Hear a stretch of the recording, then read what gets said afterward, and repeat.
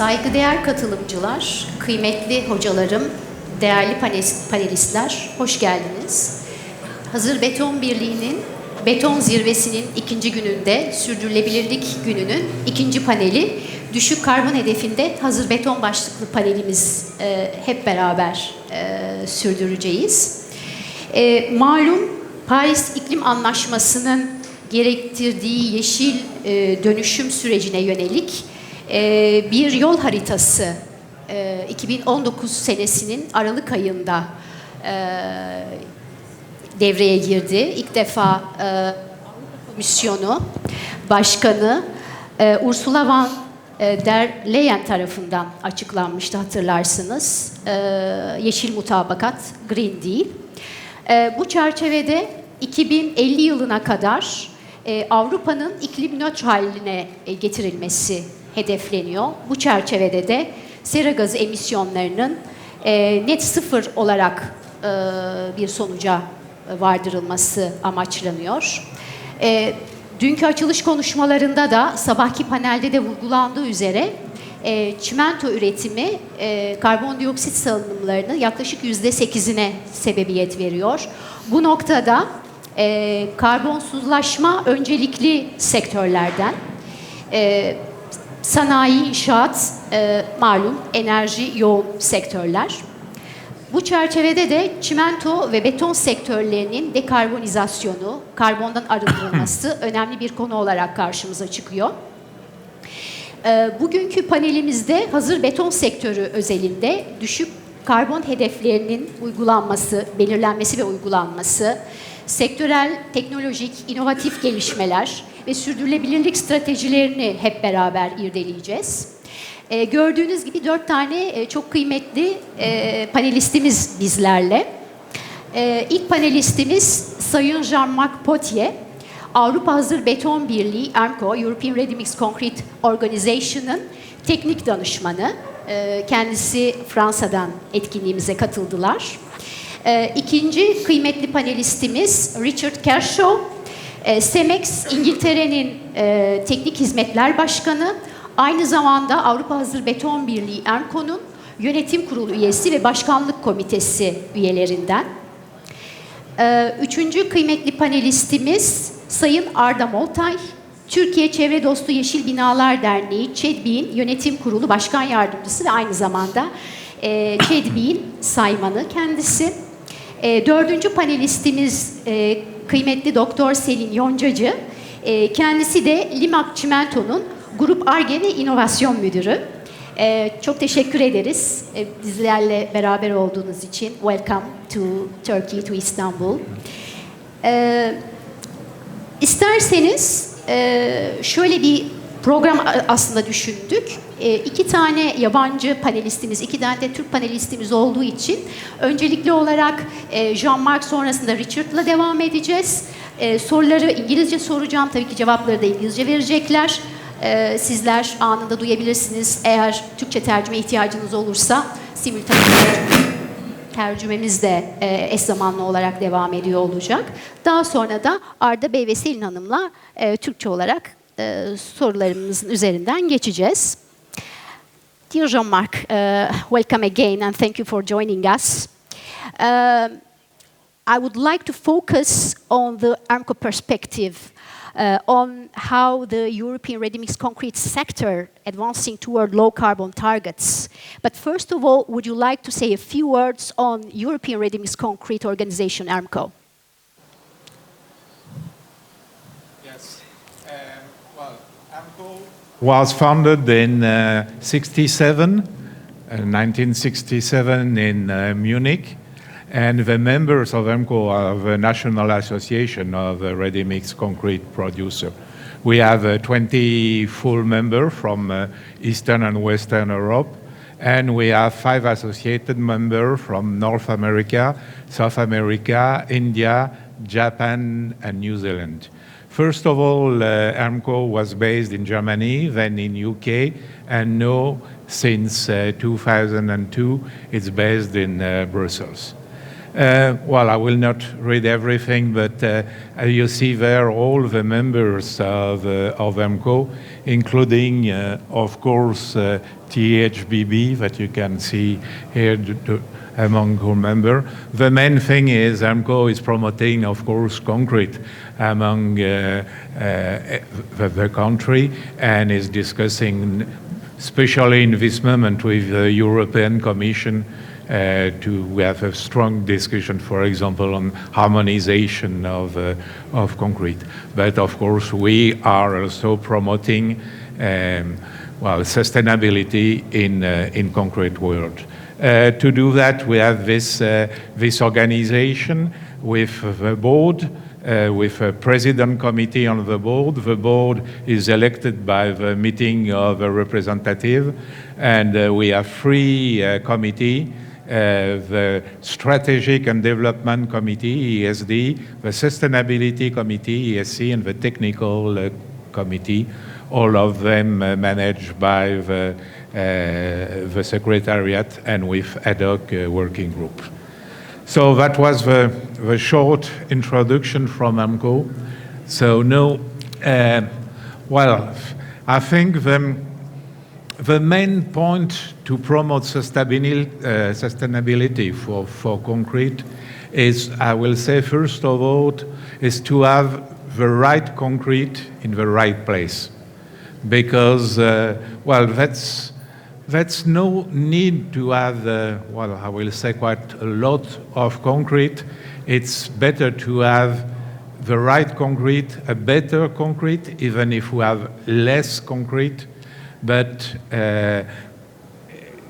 and it's why the new codes coming from EN 206, the classes, they may allow that, because, for example, I take an example in France, when we were building for the Olympic Games, the Olympic Village, we had some rules from the client saying we don't want concrete over 170 kilos of CO2 per cubic meter. And we explained them that's stupid because, of course, if you do a C25, it's possible. But for a C50 or a C70, that's impossible. And with these new classes, you don't have an absolute reference. You have a reference depending on the strength class. And so it will help to promote more sustainable concrete and I will say better concrete, and to avoid this, I will say, stupid tolerances, bad tolerances. Thank you very much, Jean-Marc. By the way, I should underline the fact that Jean-Marc was the convener of CENTI C104 SC1 TG20, yes. And this task group created this table of CO2 classes. And in EN 206 Part 1, there is an informative Annex H giving guidance on reference concretes. Yes. Together with Richard, we were a member of this task group 20 as well. According to you, Jean-Marc, what are the most significant barriers to achieving large-scale carbon reduction in ready-mix concrete? It could be technical ones, economic ones, or regulatory ones. And how can we overcome these barriers? I think one of the most important barrier is the do as usual. We have to change the mentalities. We have to change the mentalities of a contractor. We have to change the way of building. For example, if you're building a 30-story building, today, the post at the same size at the first floor and at the 30th floor. That's stupid. You don't need the same side and the same strength. So we have to change that. Of course, that means that you have to change your scaffolding, you have to change quite a lot of things, but we need to do that. And we need to change the way of thinking of the architect, as I said, to put the right concrete in the right place. Well, the standardization, I think, is evolving quite well. Well, we are a bit annoyed with the possibility of harmonized standard because we believe that with an harmonized standard it will be maybe more difficult to have quick changes in the standard because that will need some revision of the mandate and so on. With a non-harmonized standard, it's more easy. But, and also, well, concrete had always had a good perception for strength and durability. In France, there was some time ago an advertisement for a toothpaste saying, if you use this toothpaste, your teeth will be as strong as concrete. So, and well, in France, the word is béton, like in Turkish, and so it say your teeth, vos dents, c'est du béton. And, well, so you have a good feeling for something, but a bad feeling for sustainability. And I think we have to make understand that in sustainability and in environmental aspect, there is also durability. And durability is perfect for concrete. So, well, the problem also in some countries, you have the legislation. For example, I heard in the previous panel that in Turkey you still have 80% of clinker in some contract. Well, I think in France, no, we have no regulation, and you can use a SEM3B with only 20 or 30% of clinker. So I think on this place, the mentality has to change on this side. Thank you. Looking ahead to 2030, what milestones must the European ready-mix concrete industry reach to be able to stay on track for net zero by 2050? Well, for the moment, ERMCO has not really defined its roadmap. Is on the way to do it. We are exploring a different option because the problem is that for the moment every country has its own roadmap. So, but we will be working with Concrete Europe, because Concrete Europe, it's not only ERMCO, it's also Cement Europe and Aggregate and mixture. And we will be working on this subject with the 5C aspects. The 5C are clinker, cement, concrete, construction, and carbonation. And we have to work on these 5 levels to build the roadmap. We hope to have this roadmap finalized by the end of next year. But of course, we need to do that in liaison with our cement friends, because as you know, well, today the biggest impact of concrete is cement. So we have to work together with Cement Europe. Then this matter will be dealt at Concrete Europe level, and perhaps as Concrete Europe will be involved, perhaps there will be a kind of cooperation with GCCA as well, Global Cement and Concrete Association, because they have their own roadmap. And a few years ago, as ERMCO, we provided some suggestions, some point of view while they were preparing the roadmap. Yes, it's also in the tender, because we make a tender to have some experts working on this subject. Thank you very much, Jean-Marc.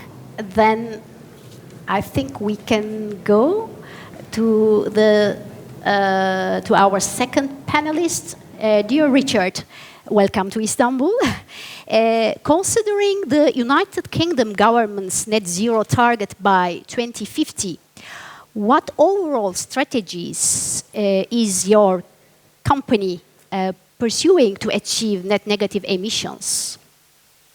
Let's start with CEMEX level, if you wish.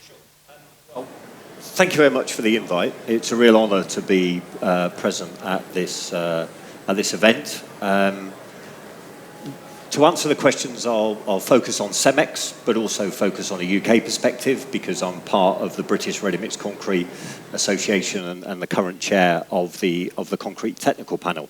So from a CEMEX point of view, we have a strategy which will be around the decarbonisation of operations, more sustainable products and services.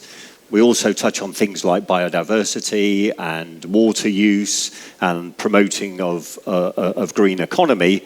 But really, as Jean-Marc has touched on, the decarbonisation of our operations is key to the reduction of CO2 in concrete. Okay? I think the important thing is there is a recognition that cement production, calcination of limestone, produces CO2. And I think that's a really, really important starting point that the industry recognises that we emit CO2 into the atmosphere. This 7 to 8%, which gets talked about globally, is around 1.5 to 2% in the UK. Carbon capture seems to be everybody's silver bullet to carbon reduction. Certainly from a CEMEX perspective, that is something that we're exploring, but our main focus is on reduction before capture, okay? Because carbon capture takes an eye-watering amount of money. It probably needs support by whichever government from whichever country you're in. If you look at what Heidelberg have done in Norway with Brevik, a fantastic achievement, taking out circa 46% of CO2, but massively supported by the Norwegian government. So is the French government, is the UK government, is the Turkey government going to support carbon capture? So that's key. So if we look at reduction before capture, the way I see it are the two main levers. One would be around fuel switching, so moving away from fossil fuels, coal and oil, to alternative fuels, what gets called biomass. I guess in simple terms, it's anything from your household waste that can't be recycled. If it has a calorific value, we will certainly burn it in cement production. So fuel switching is quite key. And from a CEMEX perspective, from a European CEMEX perspective, we're up to around 70% reduction in fuel switching from fossil fuels to alternatives. The others are additions, and again, there's a long history in cement production of using limestone fines, using recycled plasterboards, using GGBS, using fly ash in your cement production. Jean-Marc touched on clinker factor, and again, from a UK perspective, the way we make concrete is primarily by mixing cement and an addition, fly ash, GGBS typically, at the plant mixer. So our clinker factor, from a plant perspective, from a rugby cement, from my point of view perspective, is in the 80s. However, from a concrete point of view, I'm comfortably in the 50s. And then finally, on that question, Asli, you touched on the UK government. Well, the UK government, to some extent, is forcing the decarbonisation of particularly concrete production through changing from blast furnaces to electric arc furnaces. So less GGBS is becoming scarcer, and the closure of coal-fired power stations. Our last coal-fired power station closed in the UK in 2025. So again, fly ash becomes less available for use in concrete and cement production. While answering the first question, you made reference to additions and so on. But just to sum up, could you please highlight specific technologies, specific mix designs or innovations that have successfully reduced CO2 emissions in the concrete industry in United Kingdom especially? So I am a concrete technologist. I've been doing this now for 37 years. Throughout that time, we've used fly ash and GGBS, slag, to produce concrete. Initially for economic reasons, I think let's be honest about that. When I first started in the industry, GGBS was something called SEM-save. So it was actually made and used to reduce cost. We then moved on to durability, so particularly concrete in the ground, obviously, where sulfate protection through the use of GGBS and fly ash. Since probably 2018, 2019, there's been a greater focus on the reduction of CO2 in concrete. And we all know that fly ash and GGBS, particularly GGBS, have a significantly lower CO2 per tonne than clinker. So I think Heidelberg's last EPD suggested 155 kgs of CO2 per tonne for GGBS, whereas my SEM1 coming out of Rugby is at 734. So any replacement by the use of GGBS is going to help that. So I think the focus probably for the last 3, 4, 5 years maybe has been around fly ash and GGBS. With the scarcity of fly ash in the UK because of the closure of coal-fired power stations, then we're looking at limestone fines. There was a change to BS 8500, the British complementary standard, to EN 206 back in November 2023, which allowed ternary blends, an increase in the use of limestone fines up to 20%. And I know my colleagues in CEMEX in Europe, and speaking to people like Jean-Marc, that's, ternary blends, the use of limestone fines is a long-held tradition in Europe, but it certainly wasn't in the UK. So the use of limestone fines has helped. I guess the other thing is this focus on calcined minerals. And again, a bit like, as I said, about carbon capture being the silver bullet, there seems to be a view that calcined minerals are going to be the silver bullet to replace GGBS. I think there's a lot of work that needs to be done before then to enable that use. And I guess final 2 points, Asli, would be some perhaps more niche and novel opportunities. One is CO2 injection. So there's a company called Carbon Cure, I think in the States, could be Canada, where they inject CO2 from other industries into concrete. And then there's self-healing concretes. I was talking to the professor this morning about a project looking at self-healing concretes where once a crack propagates, then there is I'll call it an additive within the concrete that will heal the crack, thus reducing the need for maintenance, thus reducing the need for replacement, and reducing the CO2 in the structure overall. Thank you very much. And how critical are the partnerships across the supply chain, including admixture suppliers, digital tool providers, customers, in advancing low-carbon concrete initiatives? Okay, so specifiers, customers are key. As Jean-Marc says, we're a very conservative industry, with a capital C. There's a lot of history around specification. Lots of specifications just get repeated. So they're key to adopt lower carbon technologies, except that maybe their build is going to look different, except that maybe even the color of the concrete is going to look different if we look at calcined clays with red color compared to a traditional gray looking concrete. That may be not so attractive to some customers. Optimization of designs. Do you really need 100 Newton concrete? Can that column be built with 40 Newton concrete, thus lower carbon? Or alternative, can that column be built with 100 Newton concrete but be slimmer, so overall concrete use is reduced? So I think specifiers and customers are absolutely key in adopting lower carbon concrete, maybe even some form of advanced market commitment. So a large customer will actually commit to purchasing a certain cubic meterage of concrete per year. And then, as Jean-Marc touched on, that reduces some of the barriers, some of the costs in producing and supplying lower carbon cements and concretes. Admixtures, absolutely key. I think they hold probably 3 places. One is in cement production.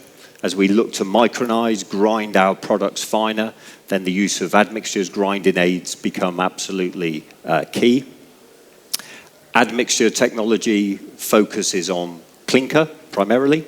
So as we produce lower clinker cements, does our admixture technology follow to enable the reductions in water content and therefore cement content as we historically see. So that's the third point. Will they continue to support the industry by reducing water and therefore cement? I think the final thing, and our CEO, Jaime, touched on this in a meeting that we had with him yesterday, is digitalization. We are operating in a more digital world. So I think the digital measurement of concrete quality is becoming key.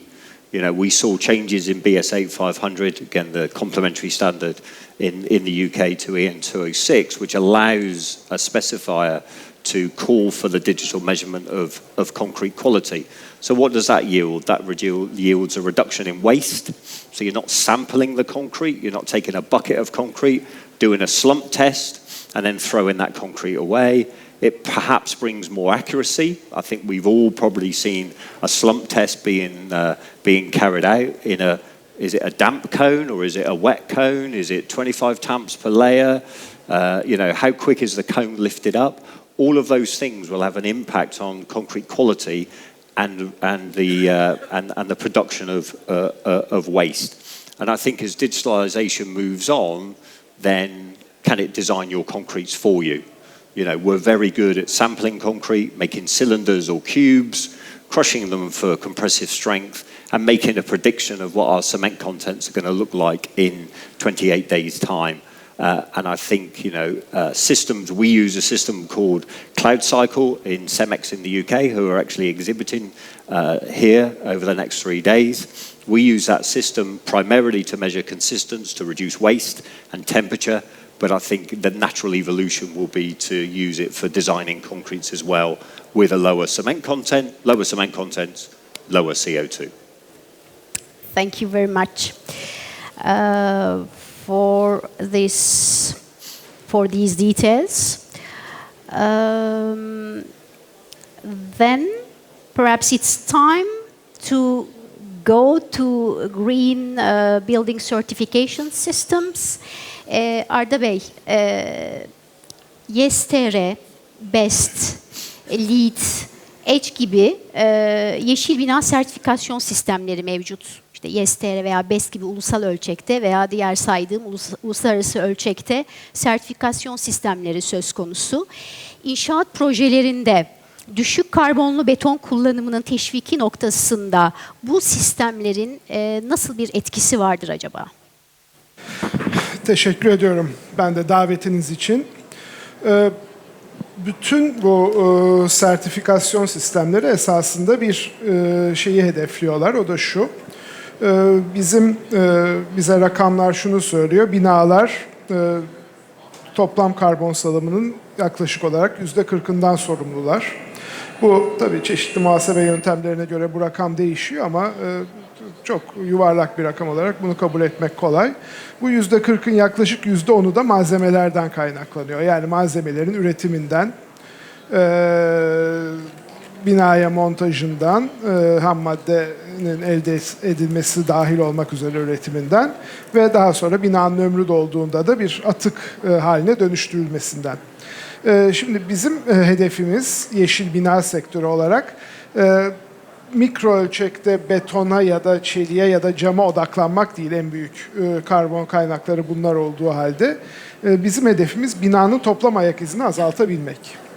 Binanın toplam ayak izini azaltırken de tabii binanın tüm yaşam döngüsüne bakmak gerekiyor. Yani biraz önce ifade ettiğim gibi beton özelinde konuşursak ham maddenin elde edilme süreci de bizim açımızdan önemli. Üretim süreci de betonun ve çimentonun, önce daha sonra betonun bizim için önemli. Bunların bina ömrünü tamamladığı zaman nasıl geri kazanılacakları ya da atık olarak nasıl değerlendirilecekleri de bizim için önemli. Şimdi bize tabii bu, yani bir binayı şimdi inşa ediyorsunuz, 50 sene sonra beton atık haline dönüştüğü zaman ne yapacaksınız sorusunun cevabını bize çevresel ürün beyanları, yani EPD dediğimiz belgeler veriyorlar. Bu EPD belgelerinde çeşitli hesaplarla bütün bu yaşam döngüsünün ne kadarlık bir toplam karbon ayak izine neden olduğu bize söyleniyor. Ve bütün yeşil bina sertifikasyon sistemleri, ana akım sertifikasyon sistemleri, biraz önce sayılanlardan Edge hariç olmak üzere onun biraz daha farklı bir yaklaşımı var ama diğerlerinin hepsi bu toplam yaşam döngüsündeki karbon ayak izini azaltmayı hedefliyorlar. Bunu da nasıl hedefliyorlar? Öncelikle bir kere iyi tasarımla karbon ayak izinin azaltılmasını, yani biraz önce Jean-Marc Beyefendi'nin ifade ettiği gibi doğru beton kullanımıyla azaltılmasını, Richard Kershaw Beyefendi'nin ifade ettiği gibi üretim esnasında atığın... Öyle mi? Tamam. Daha iyiymiş. Daha iyi, evet. Üretim esnasında beton atığının azaltılması. Yani bu sadece tabii test için alınan betonlardan bahsetmiyoruz. Bir beton mikseri bazen yarısı dolu olarak geri dönebiliyor.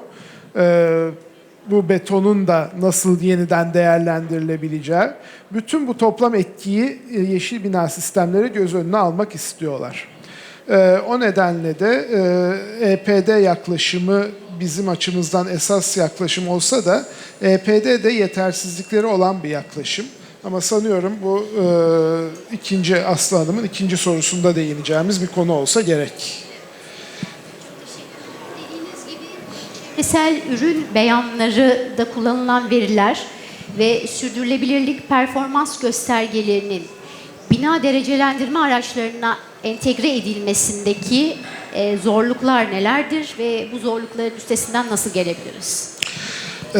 Tabii öncelikle EPD araçları birkaç çevresel indikatöre odaklanıyorlar. Bunlardan birincisi karbon ayak izi.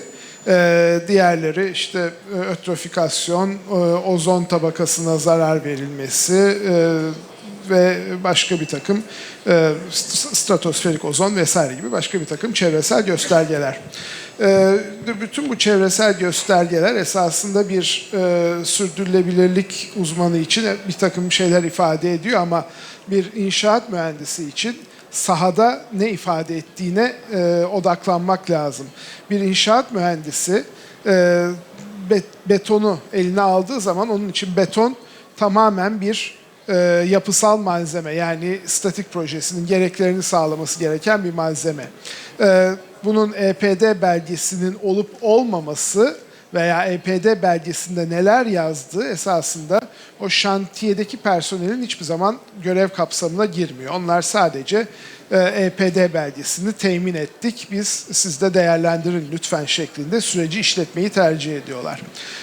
Oysa EPD belgeleri bu şekilde geriden gelen bir muhasebe dokümanı olmaktansa ileriye bakan ve hangi betonun tercih edilmesi gerektiğini kapsayan özel birer EPD ürünü olsalar, yani özel birer çevresel ürün beyanı geliştirilebilse beton sektörü için, o zaman daha az ayak izi olan, daha az çevresel ayak izi olan betonu ya da çimentoyu doğrudan karar sürecine, inşaat satın alma karar sürecine dahil etmek mümkün olabilir. Birinci söylemek istediğim budur. Yani çevresel ürün beyanları biraz geriden gelen ve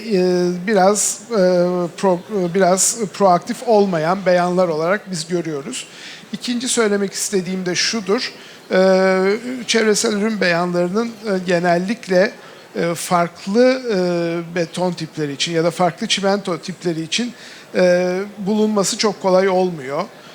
Bunun için tabii bir Hazır Beton Birliği gibi ya da Avrupa Beton Birliği gibi kuruluşların herhalde beton üreticilerini veya çimento üreticilerini bu yönde teşvik etmelerinde büyük bir fayda olduğu da gözüküyor ki çevresel ürün beyanları ya da benim ifade etmek istediğim şekliyle biraz daha ilerletilmiş, beton için özelleştirilmiş çevresel ürün beyanları kullanılabilir ve gerçekten inşaat sürecinin içerisinde değerli katkıları olan ve karar verme sürecine entegre edilmiş araçlar olarak kullanılabilsinler. Çok teşekkürler Arda Bey. Bu EPD'lerle ilgili yapmış olduğunuz yorumu destekler mahiyette birkaç bir şey de söylemek istiyorum. Avrupa Komisyonu tüm yapı malzemelerinin harmonize edilmesi noktasında yoğun bir şekilde çalışıyor ki hazır beton da yine bu kapsamda harmonize edilecek EN 206 standardı harmonize edilmesi istenen standartlardan. Onların bu konuyla ilgili görüşleri de dediğiniz gibi EPD'lerdeki verilerin güvenilirliği veya yeterliliği noktasında soru işaretleri var. Bu yüzden de dijital ürün pasaportu dediğimiz kavramın yaygınlaşması için de yapı malzemeleriyle ilgili tüm standartların uyumlaştırılması, harmonize edilmesi. Evet. Biraz evvel Jean-Marc da bahsetmişti. EN 206'nın tabii harmonize edilmesi, uyumlaştırılması çok kolay bir süreç değil. ERMCO olarak bunu çok desteklemiyoruz. Ama Avrupa Komisyonu'nun da bu konudaki tutumu net. Bunun da temelinde biraz evvel bahsettiğimiz dijital ürün pasaportuna geçiş süreci söz konusu. Peki Arda Bey, hazır beton üreticileri ile Yeşil Bina Konseyleri arasındaki işbirliği, düşük karbonlu inşaat uygulamalarını yaygınlaştırmak adına nasıl daha da güçlendirilebilir? Şöyle ifade etmek gerekirse Yeşil Bina Konseyleri tabii inşaat sektörünün ilerici yüzünü esasında temsil eden kurumlar olarak ön plana çıkıyorlar. Ve özellikle uluslararası finans kuruluşları bir projenin finansmanına giriştikleri zaman bu projenin mutlaka yeşil bina özelliklerini de taşıması gerektiğini ifade ediyorlar. Bu nedenle Yeşil Bina Konseylerinin varlığı ve Yeşil Bina Konseylerinin temsil ettikleri ve sürekli geliştirmeye uğraştıkları yeşil bina sertifikasyon sistemleri inşaat sektörünün finansmanı açısından da çok bizim görüşümüze göre değerli ve gelecekte daha da önem kazanacak olan sistemler olarak gözüküyor. Bu nedenle Yeşil Bina Konseylerinin beton birlikleriyle ya da beton üreticileriyle doğrudan ilişki kurabilecekleri bir takım işbirliği imkanlarını var olduğunu da düşünüyoruz. Bu işbirliği imkanları tabii Yeşil Bina Konseyleri iki şekilde görev yapıyorlar ağırlıklı olarak. Bunlardan bir tanesi politika düzeyinde devletle bir takım ilişkiler yürütüp sektörlerin düzenlenmesini, yeşil dönüşüme yönelik olarak düzenlenmesine dair girdiler sağlamak devlet kurumlarına. İkinci yönde de profesyonelleri, sektör profesyonellerinin bilinçlenmesini ve sektör profesyonellerinin de kapasite artışı, kapasite gelişimi sağlayarak yenilikçi uygulamaları benimsemelerini ve yenilikçi uygulamaları yapmalarını sağlamak, kullanmalarını sağlamak. Bu noktada hazır beton birlikleri aracılığıyla veya doğrudan Yeşil Bina Konseylerinin bu faaliyetlerine öncelikle beton ve çimento firmaları Yeşil Bina Konseylerine üye olarak katkı sunabilirler. Bunların genellikle birer dernektir Yeşil Bina Konseyleri. Aynı zamanda Yeşil Bina Konseylerine üye olduktan sonra da o faaliyetler birer çalışma grubu içerisinde çoğunlukla yürütülür. Bu çalışma gruplarına da, teknik çalışma gruplarına da aktif olarak her zaman beton üreticileri, beton birlikleri katkı sunabilirler. Zaten Türkiye Hazır Beton Birliği uzun süredir bizim Yeşil Bina Konseyimiz olan, Türkiye Yeşil Bina Konseyi olan ÇEDBİK'in üyesidir. Ve çalışmaları gerçekten çok aktif olarak da desteklemektedir. Bunun daha da yaygınlaştığı bir ortamda yeşil dönüşüm, inşaatta yeşil dönüşüm hedefine bir adım daha yaklaşacağımızı düşünüyoruz. Çok teşekkürler. Evet, bahsettiğiniz gibi Türkiye Hazır Beton Birliği ile ÇEDBİK arasında yoğun bir iletişim söz konusu. Özellikle ÇEDBİK'in devreye almış olduğu BES sistemi içerisinde Hazır Beton Birliği'nin de bölgesel sistem operatörü olduğu CSC organizasyonunun yer alması bu işbirliklerine en güzel örneklerden biri. Tekrar çok teşekkür ederiz Hazır Beton Birliği olarak. Ben teşekkür ederim. Selin Hanım, isterseniz sürdürülebilir beton çözümlerinin benimsenmesi konusunda en etkili teşvik unsurlarına bir göz atalım sizinle beraber. Malum düşük karbonlu beton çözümlerinin yaygınlaşması için teknik performans kadar pazar algısı da çok mühim. Size göre sürdürülebilir ürünlerin tercih edilmesini teşvik edecek en etkili unsur düzenlemeler midir, finansal teşvikler midir yoksa bilinçli müşteri talebi midir? Şimdi öncelikle teşekkür ediyorum. Bu bahsettiğiniz 3 unsur da aslında birbirini tamamlayan birer başlık. Ama çimento ve hazır beton sektörünün geçmişine baktığımızda bu tarz dönüşümlerin en çok etkileyen noktanın müşterinin talebi olduğunu görüyoruz. Çünkü biz şu an teknik olarak yani düşük karbonlu ürünleri tabii ki gerçekleştiriyoruz. Bunların sahadaki performansını da kanıtlamış durumdayız ama hala müşterinin kafasındaki o soru işaretleri bizim karşımızdaki en önemli bariyer. Yani müşteri hala işte acaba teknik performansım düşer mi ya da bu betonu pompa basmaz mı gibi soruları sorduğu sürece biz bunun önünü alamayacağız. İşin çimento tarafına baktığımızda mesela ürünlerimizi daha düşük karbonlu yapabilmenin önünü açan işte TSN 197-6 gibi yeni standartlarla bu ürünlerin performansı güvence altına alınıyor. Biz zaten sahada düşük karbonlu ürünlerin uygulamalarıyla bunların teknik performansta herhangi bir kayıp yapmadığını da gösteriyoruz ama bir şekilde müşterinin kafasındaki o algıyı bizim değiştirebiliyor olmamız lazım. Özellikle kamu ihalelerinde veya büyük projelerde karbon etiketli ürünlere veya düşük karbonlu ürünlere talep edilmediği sürece bizim bu yönde büyük adımlar atmamız ve özellikle bu ciddi kültür dönüşümüne katkı sağlamamız biraz zor gibi görünüyor. Bu müşteri algısı tarafındaki bir diğer önemli etkinin de aslında etkin paydaş yönetimi olduğunu düşünüyorum. Yani biz tüm hazır beton sektör paydaşları olarak bu konuya hep beraber işbirliği içinde eğilmemiz gerekiyor. İşte bunlar eğitim platformları olabilir, farkındalık toplantıları olabilir veya müşteri destek gibi oluşumlarla hem müşterinin algısını, farkındalığını hem de sektör paydaşlarının bu konuya bakış açısını değiştirmemiz gerekiyor. Bu konuda örnek vermem gerekirse Limak Çimento olarak bizim eğitim platformumuz Limak Akademi'de müşteriye bu tarz eğitimleri hazırlamış durumdayız. Bu akademi tarafındaki eğitimlerimiz sayesinde daha önce bahsettiğim gibi hem müşterinin hem de sektör paydaşlarının bu farkındalığını arttırarak güven temelli bir ortamda bunları konuşabiliyor olmayı sağlamaya çalışıyoruz. Çünkü hani daha önce de bahsedildiği gibi bu artık düşük karbonlu ürünlere giden yol sadece teknik bir inovasyonla yapabileceğimiz bir şey değil. Bu toplam bir kültür dönüşümü ve bu sürecin içinde tüm paydaşlar olarak hepimiz işbirliği içinde yer almamız gerekiyor diye düşünüyorum.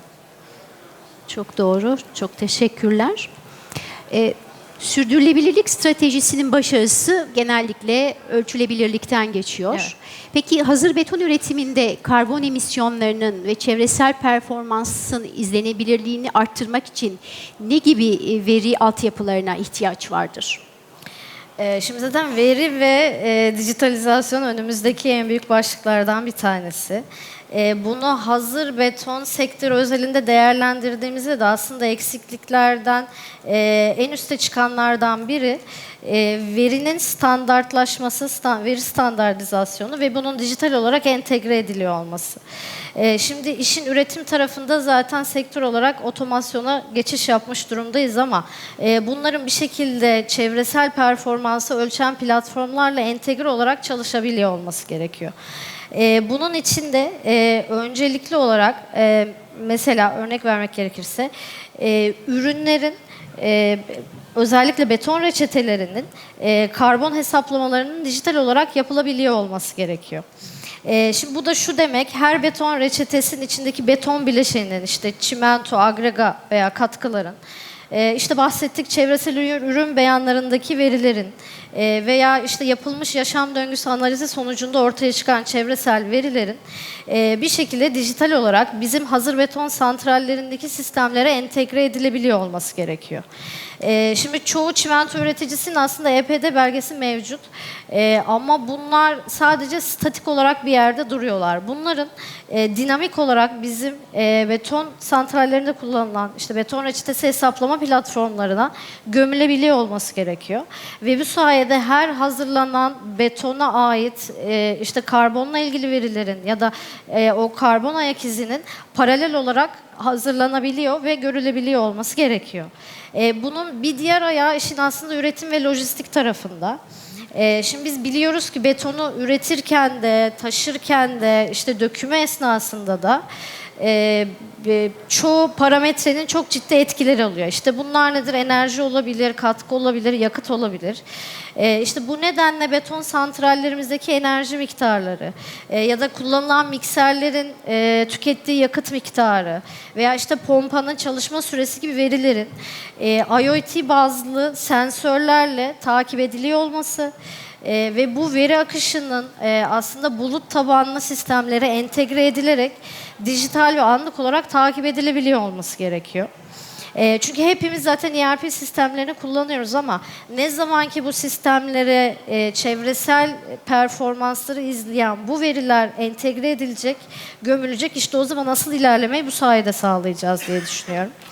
Ve tabii bu iki aşamayı da izleyen son konu da bunların raporlanması. Bir şekilde bizim bunları şeffaf olarak raporlayabiliyor olmamız gerekiyor.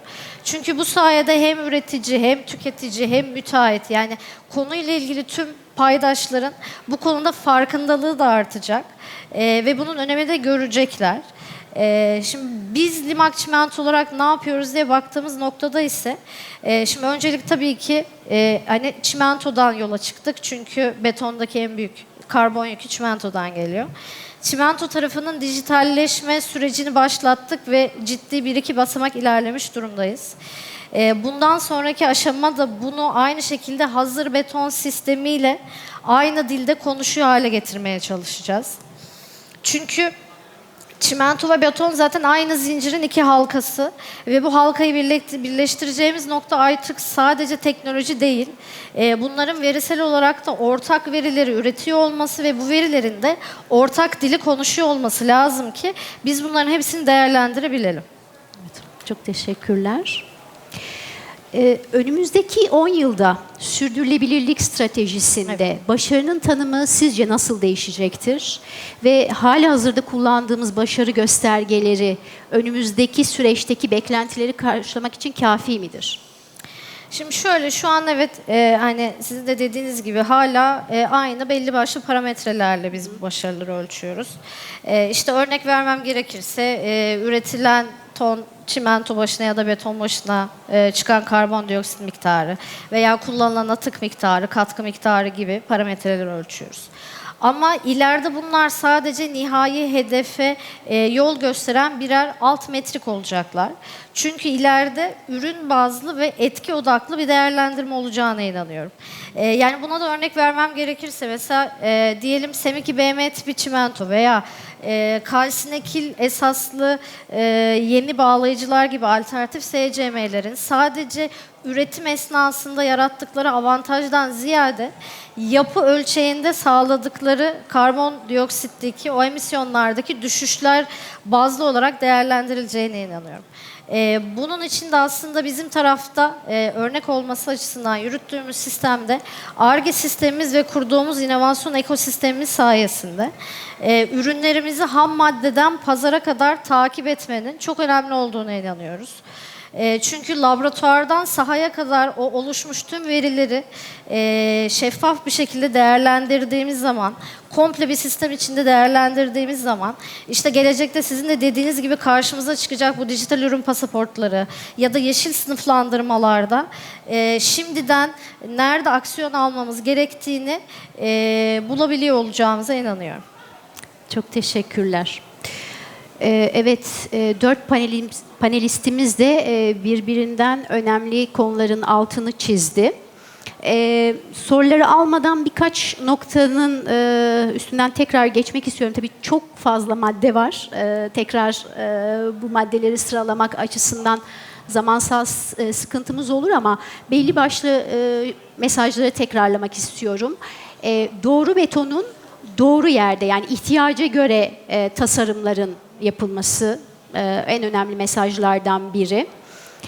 Onun dışında bu bir kültür dönüşümü dediniz. Yani bu fikre adapte olunması lazım. Karbon yakalama gibi teknolojiler noktasında devletlerin bu tarz projelere destek vermesi lazım. Yani finansal anlamda da ve yaygınlaşması noktasında da mevzuatlarla bunu sağlaması lazım. Alternatif yakıtların kullanımı önemli. Mineral katkıların kullanımı önemli. Kimyasal katkılarla daha az klinker kullanarak çimentolar üretmek ve beton tasarımları gerçekleştirebilmek mümkün. İşbirlikleri, yeşil bina derecelendirme sistemleri noktasında da konseylerle yakın temasta olunması kritik. Hem hazır beton üreticilerinin, çimento üreticilerinin yeşil bina konseyleriyle yakın bir işbirliği içerisinde olması önemli. Şu an için bilemiyorum, başka eklemek istediğiniz, altını çizmek istediğiniz bir konu var mıdır? Do you have any main matter that you would like to underline or emphasize? Because you explained in detail all the details, all the topics that should be taken into consideration.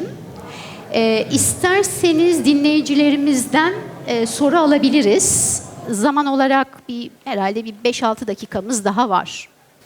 Yes, Rabi. Thank you. I have two quick questions to Mr. Arda.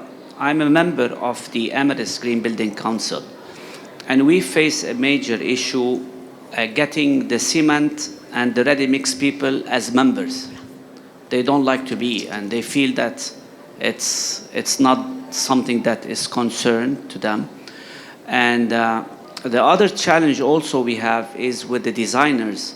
They always look at the operational carbon emission, and they never consider the embodied carbon emission, which is major with the concrete.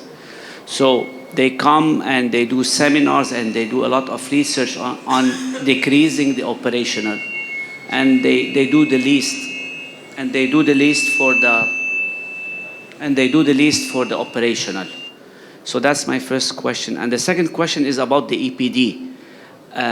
In the projects in Turkey, is it enough just to submit an EPD and that's it, or you have certain projects where they set the limits or the threshold for the CO2, like you should not have a CO2 greater than this, or submitting an EPD is more than enough? Excuse me, which Green Building Council?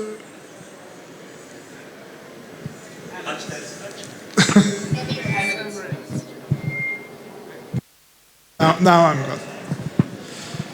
Now, regarding your first question, I should say that, yes, I mean, we are lucky that we have the Turkish Ready-Mix Concrete Association as a member, but other than that, I don't think we have any other members. But maybe Ms. Selin would like to answer why, what should be the conditions to become a member for a ready-mixed concrete and a cement company. Yes, I mean, you're very correct, because this is not only a strategy issue but also a marketing issue. So who comes first in marketing their products as low carbon and as creating less operational carbon and so on, it's easier for them to influence the designers. It's the same here also. I mean, mechanical designers love using the term low carbon, even when the carbon reduction that they achieve is minuscule, is very, very small. And yes, it's not very easy to describe the concept of embodied carbon to to a designer because their priorities are different. That's why I was trying to mention that the environmental product declarations should come into a different format and should help designers choose the right product, not only for the strength and durability, and also for their low carbon content. Low carbon calculations should not come afterwards. They should be available already when the designer is trying to choose what to use. For example, with the Polish Green Building Council in Poland, our council made a project called FOCA, Free of Carbon Architecture.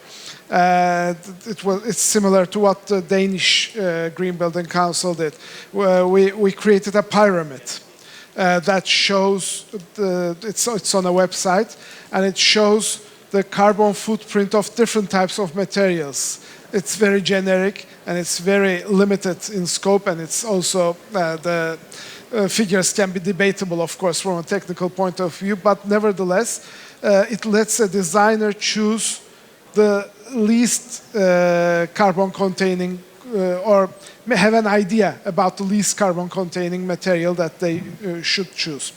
Regarding your second question, well, in Turkey, LEED is the main certification system that's in use. And yesterday, our local system, that ÇEDBİK also helped develop, is trying to gain its foothold. In these, as you know, in LEED, 1 point comes for having the analysis, the life cycle analysis, and then for reductions, other points come. But of course, even that approach, that methodology in LEED is not very strong because you can never define the baseline. I mean, even we had an argument. We had to discuss if using cement that contains SCMs should count as a reduction, because nobody could confirm if the baseline cement was not using SCMs. So that's why there are problems in defining the embodied carbon baselines and in defining what is really achieved in reducing embodied carbon. But I believe that everybody is aware of these shortcomings, and I think that green building councils and governments and industry associations can work together to create a new understanding for evaluating carbon. But of course, at the beginning of my speech, I had said that our approach is about evaluating the embodied carbon and the life cycle impacts for the whole building and for its whole life cycle. And concrete is a part of this. So it's a major part of this. Other materials are also important in this aspect. And I think that concrete and steel usually make up 70% of the whole embodied impact, and the other 30% is not ready to be evaluated yet, but it should also be taken into account. Thank you. Yes, if I may add something on LEED, you surely know that one of the wishes of the Commission is to have all the environmental indicators in the declaration of performance of the product with a certification, a 3+ certification. So I think in the future you will have all the product on the market with an environmental product declaration. And of course, in the discussion we have with the Commission today for the harmonization of the concrete, even if we don't agree on all the harmonization of the technical parts, of course we will give all the information on the environmental and part. And we agree, of course, on the harmonization of these environmental aspects for the concrete. Düşük karbon hedefinde hazır beton başlıklı oturumumuzu burada sonlandırıyoruz. Tüm panelistlerimize çok teşekkür ediyoruz. Değerli katkılarınız için. Çok teşekkürler.